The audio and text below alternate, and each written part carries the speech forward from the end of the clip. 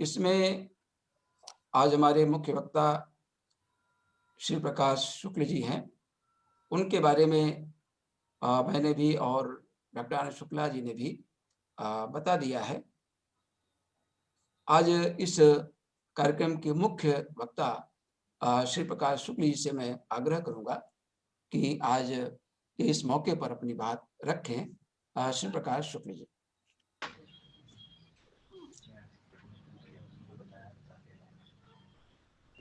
श्री प्रकाश जी।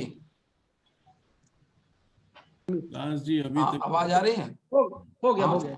हाँ। आज इस कार्यक्रम की अध्यक्षता के लिए हमारे बीच और समाज सेवी, वरिष्ठ आलोचक, सक्रिय सामाजिक कार्यकर्ता के रूप में उपस्थित रामजी राय जी, विशिष्ट वक्ता के रूप में उपस्थित जोगमेंद्र तायल जी, जिनके बारे में आनंद जी ने और गोरख ने, दोनों लोगों ने बड़े विस्तार से बात की।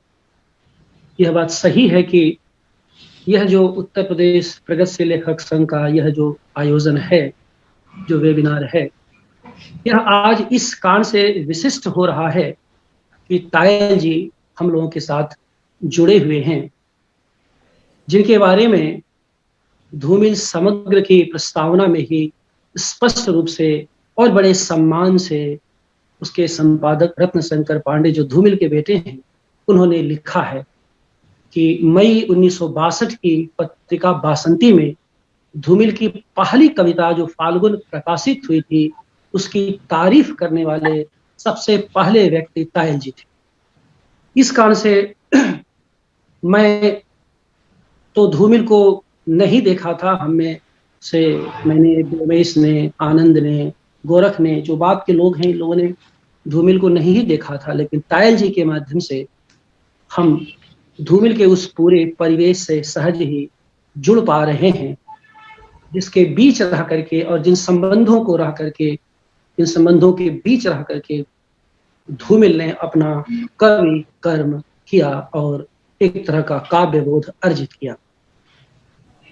विशिष्ट वक्ता के रूप में हमारे बीच युवा कवि और रंगकर्मी व्योमेश शुक्ल उपस्थित हैं।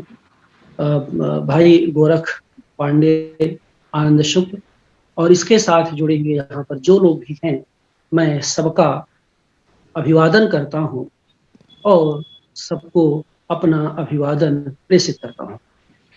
अब विषय बड़ा रोचक है, बहुत बड़ा है, और मुझे लगता है कि हम लोगों को, जैसा कि था आयोजन का, कि प्रत्येक वक्ता को 15 से 20 मिनट में अपनी बात समाप्त करनी चाहिए।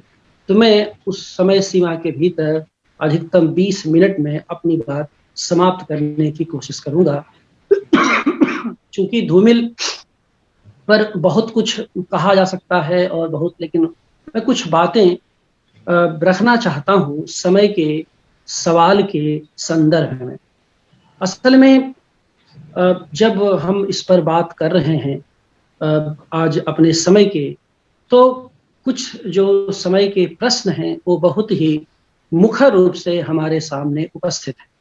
जैसा कि कहा गया कि किसान, जनतंत्र, संसद से लेकर के रोजगार, बेरोजगारी की समस्या, गांव की समस्या, बहुत सारे संदर्भ हमारे बीच हैं जिन पर चर्चा की जा सकती है।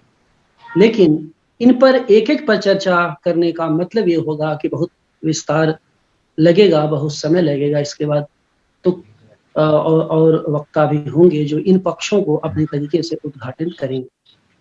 मैं जो कहना चाहता हूँ वो सबसे बड़ी बात ये कि अपने समय के जो जरूरी सवाल हुआ करते हैं वो हर समय के जरूरी सवाल होते हैं, ऐसा मैं मानता हूँ जब धूमिल के बारे में सोचता हूँ। और जो सवाल सही समय से उठाए जाते हैं वे हमेशा समय के सही सवाल हुआ करते हैं। और कम से कम धूमिल के संदर्भ में तो मैं इस बात को पूरी गंभीरता से महसूस करता हूँ और कह सकता हूँ। सबसे जो बड़ी बात होती है धूमिल के बारे में सोचते हुए, और जैसा कि गोरख ने कहा, ये बात सही है कि धूमिल समग्र आने के बाद धूमिल को लेकर के कम से कम मेरी अवधारणा वही नहीं रही जो उसके पहले थी। जब उनका गद्य, उनकी डायरी, उनके पत्र, उनकी कहानियां, उनका बिरहा और बहुत सारा गद्य का जो विविध स्वरूप मेरे सामने आया, तो धूमिल को मैंने एक अलग धूमिल के रूप में अपने पाया है। अर्थात जितना जानता था वह तो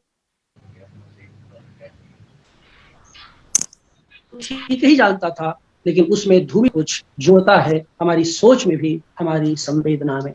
इन चीजों से गुजरते हुए जो सबसे बड़ी बात दिखाई दी वो ये कि प्रश्नाकुलता धूमिल की कविता का प्राण तत्व है।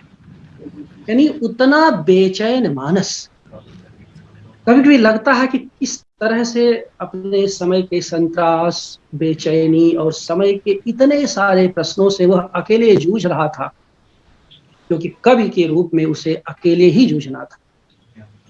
एक नागरिक के नाते बहुत सारे लोग उनके साथ जुड़े थे। पूरा बनारस के उस दौर के जो रचनाकार थे वो बहुत सारे लोग उनके साथ जुड़े हुए थे। एक कवि के रूप में उनका संघर्ष, उनके कवि का अकेला संघर्ष था।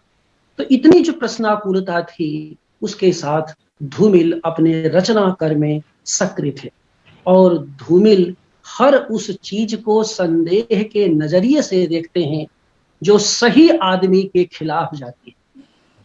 अब धूमिल विचित्र है कि जिस सही आदमी को समझते हैं उस सही आदमी को अपनी कविता में बार बार पाने की कोशिश करते हैं, खोजने की कोशिश करते हैं, और समय के जितनी भी स्थितियां होती हैं, जो भी हैं, अगर उस सही आदमी के खिलाफ जाती हैं तो धूमिल बहुत तगड़ा और तीखा प्रतिवाद करते हैं। यह जो संदेह का होना है, यही धूमिल के यहाँ असल में एक सही आदमी की पहचान है, और यही असल में वह सही कविता भी है जिसके भीतर उस सही आदमी की तलाश करते हैं। और यही इसी रूप में एक सही आदमी उनके लिए कविता में आता है, वह कविता, ऐसी कविता उनके लिए एक तरह का सार्थक वक्तव्य के रूप में हमारे सम्मुख उपस्थित होती है। एक विचित्र बात यहाँ पर मैं कहना चाहता हूँ समय के सवालों को लेकर के, कि धूमिल जिस समय लिख रहे थे उनका संघर्ष दोहरा था।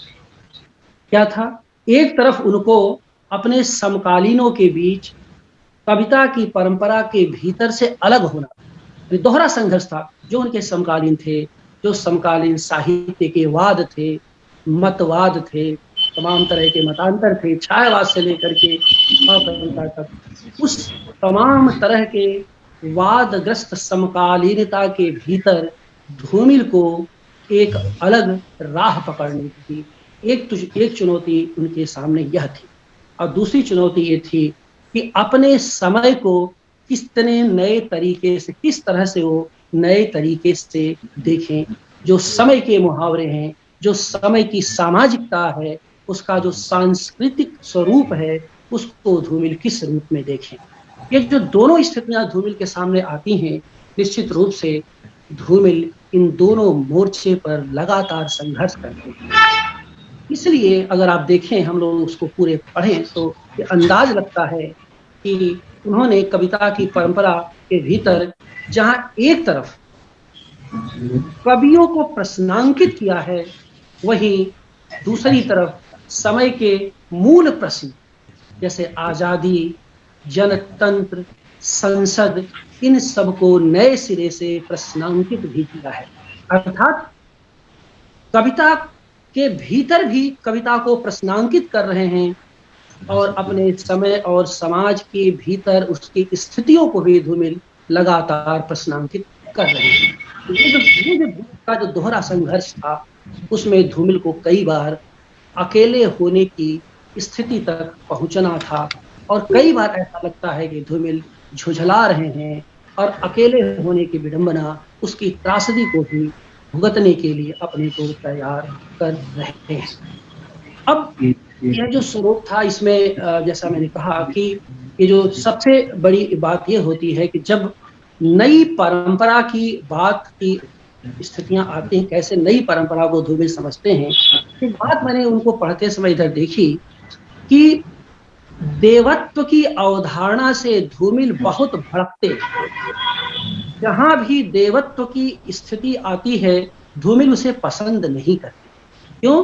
क्योंकि देवत्व की अवधारणा मनुष्य की मुक्ति में उनके यहाँ सबसे बड़ी बाधा रही है। ये धूमिल की कविता का, उनकी रचनात्मकता का निष्कर्ष है, जैसा मैंने महसूस किया है। इसी नाते वह बहुत ही संकालु हैं और हर बृहत्तर स्थितियों को, हर भव्यता को एक संदेह के नजरिए से देखते हैं। और यही कारण है कि वो उन रूप विधानों को जिनके चलते रोटी और रोजगार के सवाल आज तक हल नहीं हो पाए, मैं उन सारे रूपक विधानों को वो ध्वस्त करते हुए चलते हैं, जिसके दबाव के फलस्वरूप रोटी, रोजगार और किसान के सवाल आज तक अपने समाधान तक नहीं, उनका उत्तर नहीं मिल सका है। इस मामले में जो खास बात यह है कि दो चीजें मैं यहाँ कहना चाहता हूँ और किसान, मजदूर, भूखमरी, रोटी, इसके विविध स्वरूप हैं, विविध सेट्स हैं, क्योंकि ये तत्व हैं जिन पर कि हम लोग बात करते ही रहते हैं। दो चीजें हैं जो प्रमुखता से धूमिल के यहाँ उनके मनोवृत्ति को समझने के लिए दिखाई देती हैं, जिन पर बात थोड़ा मैं करूंगा। एक तो बसंत है और दूसरा संसद है, यानी ऋतुओं में बसंत और व्यवस्था में संसद धूमिल के यहाँ बहुत प्रश्नांकित है, बार बार दिखाई देती है। और उनकी कविता अकाल दर्शन में, उनकी कविता अकाल दर्शन में वो प्रश्नांकित करते हुए कहते ही हैं कि मैं उस मुहावरे को समझ गया हूँ जो आजादी व गांधी के नाम पर चल रहा है, जिससे न भूख मिट सकती है न मौसम बदल सकता है। अब ये देखिए कि आजादी और गांधी के नाम पर जो भी चीजें रटी रटाई बताई जा रही हैं, जिनसे न भूख मिट सकती है न मौसम बदल सकता है, धूमिल की चिंता का विषय यह। और यह ध्यान देने की बात जब मैं ये कह रहा हूँ कि बसंत और संसद दोनों उनके यहाँ सर्वाधिक प्रश्नांकित हैं अपने समय के भीतर से, उसके संकास के भीतर से, तो हमें ध्यान देना चाहिए कि दोनों अपने अपने परिवेश के राजा हैं। यानी ऋतुओं का राजा बसंत ऋतुराज है और जनतंत्र की राजा, जनतंत्र का जो राजा है, जो मुखिया है, वह संसद हुआ करती है, जिसके जिम्मे लोकतंत्र, प्रजातंत्र की रक्षा की जिम्मेदारी। अर्थात अगर ये स्थिति आप देखेंगे तो क्या धूमिल मालिक को, मुखिया को, राजा को, जिनके पास जिम्मेदारी है, क्या उसे शंका के नजरिए से देखते हैं? मुझे लगता है कि धूमिल के पूरे काव्य विवेक के निर्माण में इन दो स्थितियों की एक बहुत बड़ी भूमिका है। क्यों? क्योंकि बसंत व रोटी को वे, बसंत अगर आप देखें तो बसंत को और संसद को वे श्रम और रोटी की राह में, यानी बसंत को भी और संसद को भी, दोनों को रोटी व श्रम की राह में सबसे बड़ा रोड़ा मानते हैं। इनकी भव्यता को वो लगातार संदेह के नजरिए से देखते हैं और संदेह का यही स्वर उनकी कविताओं में संवेदनशील गतिशीलता का आयाम रचता है। इस रूप में बसंत को अगर आप देखें, जिस तरह से बसंत उनके यहाँ आता है, संसद से सलग तक की कविता में जो बसंत आता है वह बिलों के भुगतान की चिंता है। लोगों के लिए फूल हैं, लोगों के लिए प्रफुल्लता है। धूमिल की चिंता में बसंत बिलों के भुगतान का मौसम है।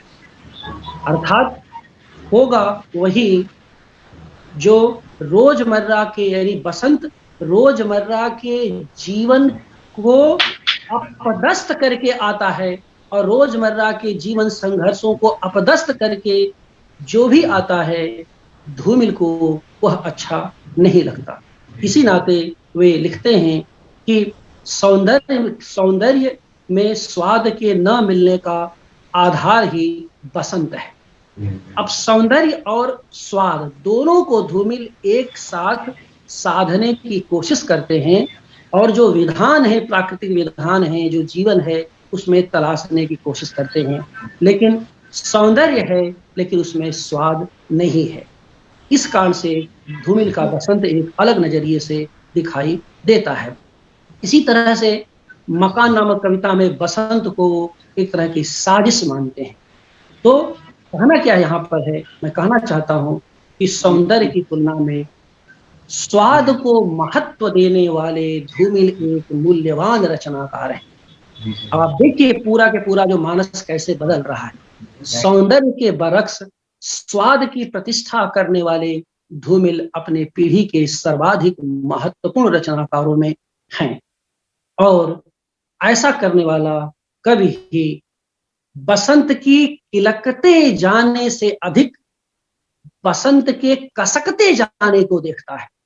यानी लोगों के लिए बसंत किलकारी हो सकती है, लेकिन धूमिल के लिए एक टीस है, एक कसक है, जिसका परिणाम होता है कि वे लगातार बसंत पर तरह तरह, हर ज्यादातर कविताओं पर सर्वाधिक बसंत आया है, बसंत के रूपक विधानों से वो अपनी कविता को विस्तार देते हैं। और इसी नाते बसंत उनके यहाँ मोचीराम कविता में एक तांत की तरह तन जाता है। इसी तरह से आप देखिए कि वो अब जब एक प्रस्ताव कविता उनकी है, जिसमें लिखते हैं कि लिखो बसंत पेड़ पर नहीं चेहरों पर लिखो। तो इस तरह के आप देखेंगे कि धूमिल की जो स्थिति होती है, वह लगातार एक तरह का प्रश्नाकुल मन लगातार अपने परिवेश की उन सारी स्थितियों को प्रश्नांकित करता है, जिसमें सौंदर्य तो है लेकिन स्वाद नहीं है। तो इससे यह स्पष्ट होता है कि बसंत को एक जगह लिखा है कि आदिम मुहावरों के आधार पर आदमी की नस को मुर्दा बनाने का मौसम है।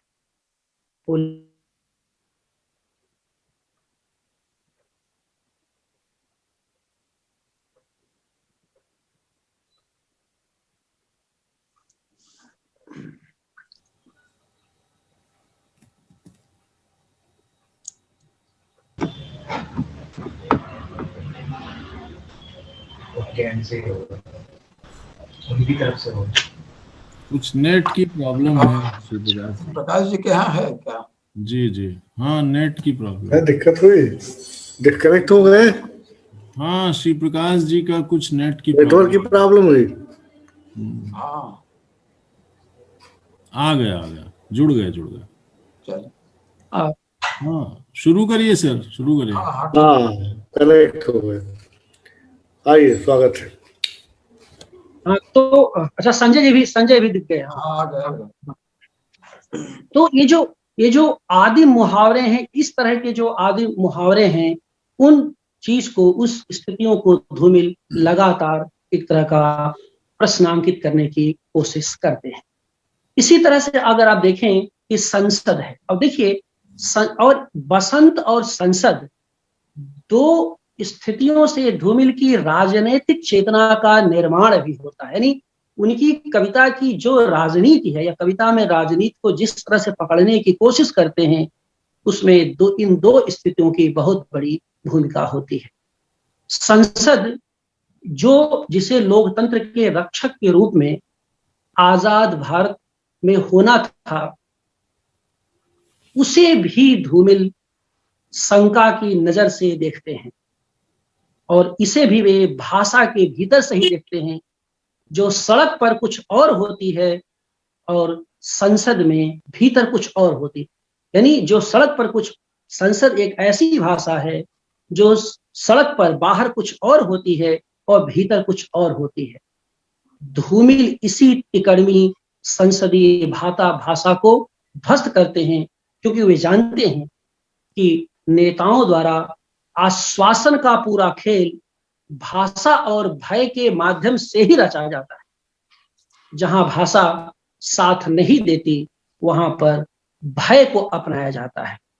आप देख लीजिए कि किसानों और संसद के बीच में जो तनातनी चल रही है, उसमें संसद की भाषा किसानों के जीवन को लेकर के क्या स्वरूप दिखा रही है, क्या रूपक रच रही है, कैसे अभी अभी जिन कीलों को चाक्षुष भाव से आपने देखा, वो कीलें कैसे हमारे अंतर मन में अभी तक धसी हुई हैं, किसी भी संवेदनशील नागरिक के मन में, उसका ये सबसे बड़ा प्रमाण है, जिसको धूमिल 70 के दशक में ही, यानी 60 और 70 में ही आसानी से देख रहे थे। इसी नाते वे संसद से बाहर बार बार सड़क पर आने की बात करते हैं, क्योंकि सड़क के खुलेपन में भाषा की नंगई नहीं की जा सकती। अब देखिए, यानी कमरे के भीतर, भवन के भीतर भाषा की नंगई तो चल सकती है, लेकिन खुली सड़क पर भाषा की नंगई संभव नहीं है। संसद, धूमिल के लिए संसद एक पूंजीवादी दिमाग से नियंत्रित होती है, इसलिए उससे परिवर्तन की कोई अपेक्षा नहीं की जा सकती। इसलिए वह बार बार देश की धड़कन को प्रतिबिंबित करने वाली व्यवस्था के रूप में महसूस नहीं करते, जिसे होना था। यानी देश की धड़कन को प्रतिबिंबित करने वाली व्यवस्था संसद को होना था, जो कि नहीं हो पा रहा। और ये एक ऐसी व्यवस्था है जो आज भी आजाद भारत में लगातार उसी दिशा में बढ़ रही है, जिस दिशा को रेखांकित करने की कोशिश धूमिल ने की है। ऐसा क्यों है, मैं सोचता हूं, ऐसा इस नाते धूमिल को लगता है कि यह उठती तो जनता से है, लेकिन जाकर के देवता के आसन पर जल्दी ही बैठ जाती है। आज हमारे प्रतिनिधि उठते तो हमारे भीतर से हैं, आप पूछिए, लेकिन जाकर के तुरंत ही देवत्व को प्राप्त हो जाते हैं। और इसी कारण यह जो संसद धूमिल के यहाँ तीसरे आदमी को छुपाती है, जो रोटी से खेलता है, न रोटी खाता है न रोटी बेलता है, वह जो तीसरा आदमी को छुपाने की कोशिश है, वह यही व्यवस्था करती है। और धूमिल की पूरी कविता इसी तीसरे आदमी के शिनाख्त की कविता है। वह तीसरा आदमी जो रोटी से खेल रहा, और असल में ये तीसरे आदमी की पहचान इस नाते धूमिल करते हैं ताकि सही आदमी की पहचान संभव हो सके। तो महत्वपूर्ण बात यहाँ ये समझनी है कि व्यवस्था के भीतर बैठे हुए जो तीसरा आदमी है, उसके बरक्स समाज में ठहरा हुआ एक गरीब असहाय जो सही आदमी है या जिस सही आदमी की तलाश है, तो उसकी बाइनरी में धूमिल हमेशा सोचते हैं। और जब धूमिल जो ऐसा सोचते हैं, तो धूमिल की पीड़ा लगातार बढ़ती हुई चली जाती है। इसलिए धूमिल का जो पूरा जो कवि मानस है, जो साहित्यिक रचनात्मक मानस है, वह तीसरा आदमी बनाम सही आदमी के परस्पर संघात और संघर्ष के बीच रचे जाने वाला मानस है, मैं ये कहना चाहता हूं। इसी नाते वो कहते हैं कि घृणा में डूबा हुआ सारा देश पहले की तरह ही आज भी कारागार है। ये पटकथा, जो लंबी कविता की बड़ी ही प्रसिद्ध पंक्ति है, घृणा में डूबा हुआ सारा देश पहले की तरह ही आज भी मेरा कारागार है। तो आप देखिए कि एक जो जिस तरह से उन चीजें घटित होती हैं के यहाँ पे एक बात और बड़ी महत्वपूर्ण है कि धूमिल इस तरह की व्यवस्था को कभी भी गतिशील नहीं मानते। कहीं की धूमिल ने संकेत किया है, एक तरह के डूबते सूरज का स्वरूप धारण करती है व्यवस्था है। और कहते हैं कि किसान जो अपने खेत पर खड़ा है, वह तो एक खड़ा आदमी है। कहते हैं कि डूबता सूरज खेत में खड़े आदमी को एक लंबी परछाई के सिवा क्या दे सकता है। आज की व्यवस्था, आज की प्रणाली खेत में खड़े हुए एक आदमी को सिवाय लंबी परछाई के और क्या दे पा रही है।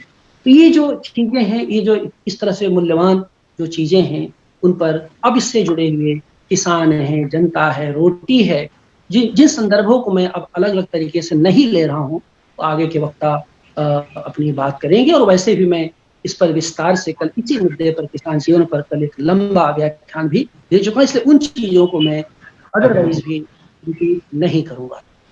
इससे एक तो ये पक्ष में, यानी कुल मिला के जो पहला मेरा पक्ष था, और को ये था कि वो बसंत और संसद दो के माध्यम से एक सही आदमी और तीसरे आदमी के बीच के संघर्ष को समझने की कोशिश करते हैं। अब बड़ी मजेदार बात है, जो प्रश्नाकुलता की बात मैं आपसे कर रहा था, ये तो उनके अपने भाषा अर्जित करने की कोशिश है। इधर जब गद्य पढ़ने को मिला, और जाहिर सी बात है कि समग्र के पहले मेरे पास गद्य का कोई आधार नहीं था कि धूमिल क्या सोचते थे। एक कवि, क्योंकि कवि निश्चित रूप से कवि एक संवेदनशील प्राणी के साथ एक चिंतनशील प्राणी भी होता है, या कि उसे होना चाहिए। जो कवि केवल संवेदनशीलता से काम चलाता है, उसकी बौद्धिकता का स्रोत बहुत शीघ्र ही सूख जाता है, और उसमें ताप के तत्व धीरे धीरे कम होते चले जाते हैं। धूमिल ने अपने कवि के साथ उस ताप को, गद्य के उस ताप को भी बनाए रखा है। इस नाते उनके पास एक जागरूक मस्तिष्क भी दिखाई देता है, धड़कता हुआ हृदय तो है ही, जो एक गांव के आदमी के भीतर होता ही है, जो जोर जोर से बोलता है, बार बार बोलता है, और उसी बोले हुए की प्रतिध्वनि को सुनना चाहता है, और जब उसकी प्रतिध्वनि सुनाई नहीं देती हो जाता है, और फिर और जोर से बोलने की कोशिश करता है।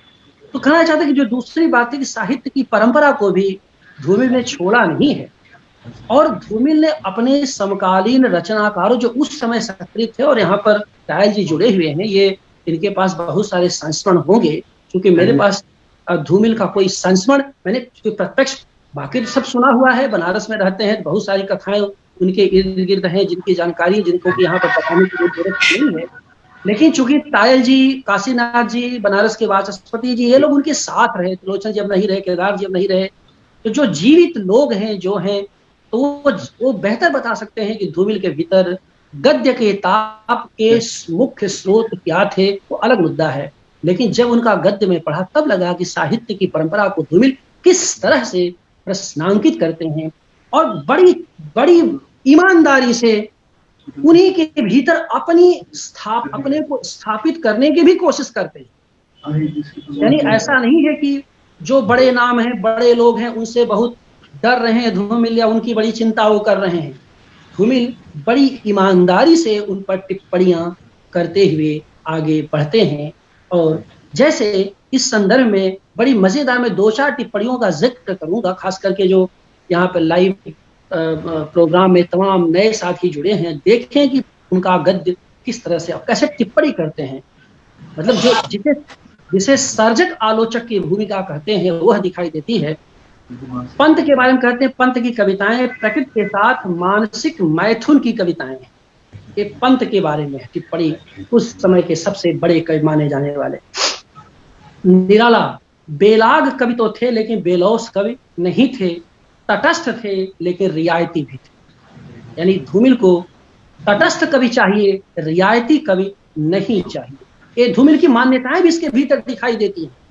मुक्तिबोध के बारे में लिखते हैं, मुक्तिबोध की कविताएं विशेषणों की व्यर्थता की कविताएं हैं। उनमें संघर्ष तो है, लेकिन संघर्ष की प्रतिध्वनियां नहीं दिखाई देती। ये मुक्तिबोध के बारे में है, जो उस समय के भी एक बड़े कवि थे। अज्ञेय के बारे में, इनकी कविताएं न तो कवि के अंतर जगत को उजागर करती हैं, न ही बाह्य जगत की कोई समझ पैदा करती है। ये मैं क्यों बता रहा हूँ? मैं ये इसलिए बता रहा हूँ कि एक तो ये प्रसंग अब तक हम लोग जानते नहीं थे, इस समग्र के पहले उनके गद्य के बारे में कम लोग जानते थे। दूसरी बात ये कि एक कवि अपने समाज में सामाजिक संतरास से मुठभेड़ तो कर भी रहा है, लेकिन अपने समय की जड़ साहित्यिक प्रवृत्तियों से भी मुठभेड़ कर रहा है। यानी इसी नाते देखिए, कविता के भीतर कविता चलती रहती है, तमाम तरह के स्पाइरल स्वरूप में कविता उनकी चलती रहती, जिसमें कई सारे तरंगे दिखाई देती हैं उठती हुई। केदारनाथ सिंह के बारे में, इन्होंने कोई नई भाषा नहीं दी है, कहीं गए हैं बात करने में, नए कवियों की चुनी भाषाओं में आ गए हैं। नहीं तुम बोलो। केदार जी के बारे में देखिए, कह रहे उन्होंने कोई नई भाषा नहीं दी है। केदार जी इनके साथ थे, बड़े अंतरंग थे, बनारस में थे उन दिनों केदार जी, लेकिन वो कहा कि नए कवियों की चुनी हुई भाषा क्रम में आ गए हैं। इस समय जिन पर टिप्पणियां उन्होंने किया उसमें एकमात्र जीवित जो बड़े लेखक हैं वो अशोक वाजपेयी हैं। अशोक वाजपेयी के बारे में लिखते हैं, इनके साथ आलोचना लिखते समय दिक्कत यह है कि ये भूल नहीं पाते कि ये कवि हैं, और मुझे ऐसा लगता है कि अशोक वाजपेयी की जो एक टिप्पणी है अशोक वाजपेयी पर वह बड़ी रोचक है, और वैसे अशोक वाजपेयी धूमिल के बड़े निकट भी रहे हैं। एक प्रसंग लिखा है कि अशोक वाजपेयी बनारस आते हैं, मैं मिलने खेवली से वहां पहुंचता हूं, लेकिन उनसे मुलाकात हो नहीं पाती क्योंकि वह वहां पर आ नहीं पाते। बहरहाल ये जो टिप्पणियां हैं इनका आशय केवल इतना है कि इससे धूमिल की भाषाई संघर्ष और उनकी अपेक्षाएं भी दिखाई देती हैं। तो इस संदर्भ में आप देखिए कि सबसे बड़ी बात मैं कहना चाहता हूं कि एक ऐसा कवि धूमिल थे जो किसी भी परंपरा की तख्ती को ढो नहीं सकता था। जहां कहीं भी देवत्व की आभा दिखाई देती है वे उसे तुरंत ही प्रश्नांकित करते हैं।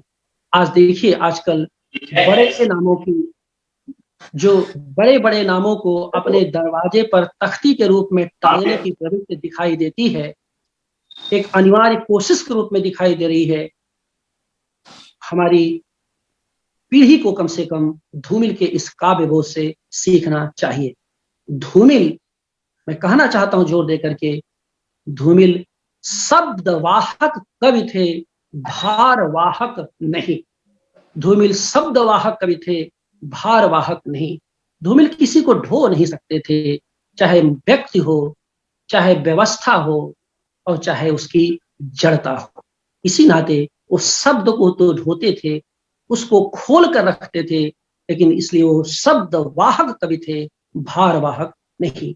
इसलिए यही कारण कि धूमिल में किसान का स्वाभिमान दिखाई देता है, जो उनके कवि के स्वाभिमान को जागृत करता रहता है। और धूमिल नुकसान उठाने की हद तक स्वाभिमानी कवि हैं, कम से कम अपने समकालीनों में इस रूप में मैं लक्षित करना चाहता हूं। इसलिए है कि धूमिल एक वैकल्पिक तरीके से सोचने की कोशिश कर। धूमिल किसी भी अंतर्वस्तु, धूमिल कविताओं की जो अंतर्वस्तु होती है उस पर, जैसे जो मैं उनकी जो एक तरह का अंतर्वस्तु का जो रूप विधान, उस पर मैं नहीं चाहूंगा कि उनके शिल्प समझना बहुत समय लगेगा, लेकिन धूमिल की जो बात है कि वो वैकल्पिक ढंग से हमेशा सोचते। धूमिल किसी भी वस्तु को एक नए, जैसे कि बात उनकी डायरी में ही है कि काशीनाथ सिंह और वो टिकुली खरीदने जा रहे हैं अपनी पत्नियों के लिए। उस जमाने में टिकुली, आज टिकुली नई पीढ़ी टिकुली का नाम भी शायद ही जानती हो। और धूमिल उस टिकुली को किस नजरिए से देखते हैं, वो अजीब स्थिति है जो धूमिल उस टिकुली के तरह तरह से लोगों को देखते हैं। अब धूमिल, जैसे मैंने कहा कि वो हाथी मर जाता है, हाथी के मृत्यु पर उनको शोक नहीं है धूमिल उस महावत को तिल तिल मरते हुए देखते हैं, और इससे उनकी इंटेंसिटी का, उनके पोएटिक इंटेंसिटी का पता चलता है। उनकी जो तीव्रता होती, जो काव्य तीव्रता होती है, उसका पता चलता रहता है। तो आप देखिए कि जिस तरह से धूमिल यहाँ बेचैनी दिखाई देती है, किसी दूसरे की महानता को धूमिल ढो नहीं सकते थे। ऐसा नहीं कि दूसरे की महानता को स्वीकार नहीं करते थे, लेकिन ढोने की प्रवृत्ति वो नहीं थी। और इसी कारण से समानांतर सरकार की परिकल्पना के दायरे में वे समानांतर लेखक होना चाहते थे। धूमिल किसी दूसरे लेखक के राह में या दूसरे के जीवन में अनावश्यक आग नहीं करते। धूमिल अपनी चाल में चलने वाले कवि हैं, लेकिन समझते हर कुछ है, और जो उनका काव्य विवेक कहता है उसको पूरी ईमानदारी से अभिव्यक्त करने की कोशिश करते हैं। इसका मतलब ये नहीं कि धूमिल किसी को स्वीकार नहीं करते, वो केवल अपनी चाल चलते हैं और समय की पीड़ा को अपनी कविताओं में दर्ज करते हैं। मैं बनारस के ही दूसरे अन्यतम कवि ज्ञानेंद्र पति के शब्दों को कविता के शब्दों को उधार लेके कहूँ तो न 9 में न 100 में, मैं तो अपनी रौ में। धूमिल एक ऐसे कवि थे जो अपनी रौ के कवि थे। अंत में 2 मिनट और अपनी बात मतलब इसको समाप्त करता हूँ। इतना कहना चाहता हूँ कि धूमिल एक विद्रोही कवि हैं, लेकिन वह संबंधों के भीतर विद्रोह के नहीं बल्कि संदर्भों के भीतर विद्रोह के कवि हैं। धूमिल विद्रोही कवि हैं, एक विलक्षण विद्रोही कवि हैं, लेकिन संबंधों के भीतर वे विद्रोह नहीं करते, संदर्भों के भीतर विद्रोह करने वाले कवि हैं।